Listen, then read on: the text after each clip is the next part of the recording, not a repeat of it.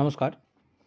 BLO অ্যাপে একটি বিশেষ আইকন অ্যাড করা হয়েছে, সেটি সম্বন্ধেই আজকে দেখব।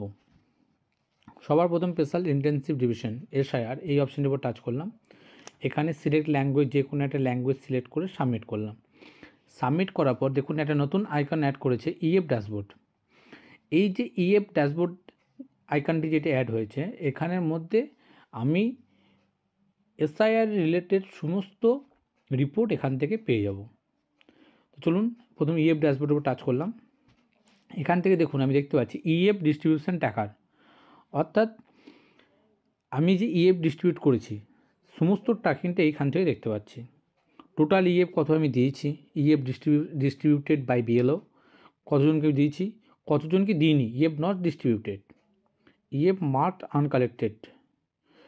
এই যে লাস্ট অপশানটি আছে, মানে কতজনকে আমি আনকালেক্টেড করেছি কী কারণের জন্য, সেগুলো এখানে টোটাল ফিগারটা দিয়ে দিয়েছে।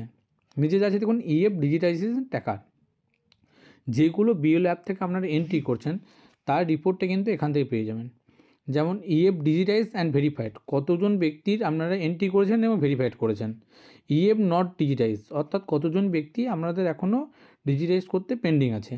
আর লাস্ট যে অপশানটি আছে দেখুন EF field by citizen BLO to validate, মানে কতজন ইলেক্টর বা সিটিজেন অনলাইনে আবেদন করছে সেই তথ্যটা আপনারা এখান থেকেই দেখতে পাবেন।